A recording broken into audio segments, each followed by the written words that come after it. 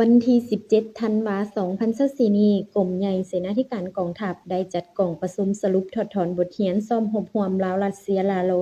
2024 โดยการเป็นประธานของสหายพลตรีพันแสงบุญพันธ์รองหัวหน้ากรมใหญ่เสนาธิการกองทัพมีคณะรับผิดชอบคณะซี่นำรวมบรรดาอนุกรรมการรับประกันพนักงานวิชาการและนักรบเข้าร่วมสหายพันเอกคำสุขอินทพรรองหัวหน้ากรมสุรบกรมใหญ่เสนาธิการกองทัพหัวหน้าคณะรับผิดชอบด้านเนื้อในซ่อมรบได้ผ่านบทสรุปผลสำเร็จโดยย่อเกี่ยวกับการซ่อมรบร่วมลาวรัสเซียลาโล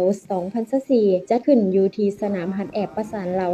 249 เซียเลอเกเปียกแขวงปีมอสกิโกสหพันธ์รัสเซียซึ่งซ่อมรบในหัวข้อกะเกี่ยมและดำเนินการสู่รบร่วมเพื่อดับศูนย์กลุ่มติดอาวุธในกรณีที่นำไส้ยนต์บ่มีคนขับแบบสืบข่าวและยนต์บ่มีคนขับแบบโจมตีผ่านการจัดตั้งปฏิบัติตัวจริงสังเกตได้ว่าคณะซี่นำได้เอาใจใส่ซี่นำอย่างใกล้ชิดติดแท้แต่ต้นตลอดปลายเริ่มแต่การสร้างแผนการกะเกี่ยมเนื้อในฮัดแอบวัตถุอุปกรณ์และการกะเกี่ยมกำลังเข้าร่วมการฮัดแอบได้ทันเวลาเฮ็ดให้การจัดตั้งปฏิบัติของแต่ละภาคส่วนที่เกี่ยวข้องมีความคล่องตัวดีแสดงออกในเวลาเข้าร่วมซ่อมรบอยู่สหพันธ์รัสเซียแต่ละสหายได้จัดตั้งเสริมซึมหน้าที่เฮ็ดเวียกงานกะเกี่ยมและจัดตั้งฮัดแอบถูกตามลำดับบาท9เวียกงานเสนาธิการถูกตามบาท9ความมุ่งประสงค์ของการฮัดแอบและตามกำหนดเวลาที่ได้กำหนดรับประกันความปลอดภัยห้อยส่วนห้อยตลอดระยะปฏิบัติการซ่อมรบสามารถเสริมขยายได้สายพัวพันธุ์ที่เป็นมิตรระหว่าง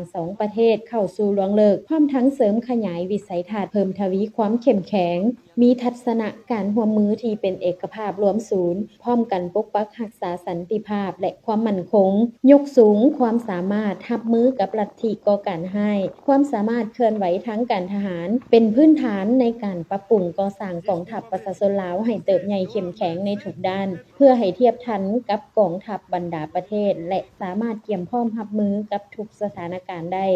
ในกองประชุมยังได้พร้อมกันประกอบความคิดเห็นอย่างตรงไปตรงมาเพื่อพร้อมกันเสริมขยายด้านดีและซอกหาวิธีการปรับปรุงแก้ไขปัญหาที่ยังคงค้างให้ดีขึ้นกว่าเก่าโอกาสนี้สหายพลตรีพันแสงบุญพันธ์ได้แสดงความยอสมเสยต่อคณะพักคณะบัญชาแต่ละขั้นคณะซี่นำรวมตลอดฮอดพนักงานนักรบที่ได้เข้าร่วมการซ่อมรบในครั้งนี้สามารถสร้างได้ผลสำเร็จหลายด้านอย่างจบงามซึ่งเป็นบัตร9อันใหม่ของกองทัพประชาชนลาวพร้อมทั้งได้เน้นหนักให้เอาใจใส่เวียกงานฮัดแอบซ่อมรบให้เป็นปกติยกระดับความรู้ความสามารถทางด้านศิลปยุทธ์ยุทธวิธีวิชาเฉพาะให้สูงขึ้นเอาใจใส่ปรับปรุงแก้ไขจุดอ่อนข้อคงค้างให้ดีขึ้นเทื่อละก้าวเพื่อรับประกันให้แก่การซ่อมรบในต่อหน้า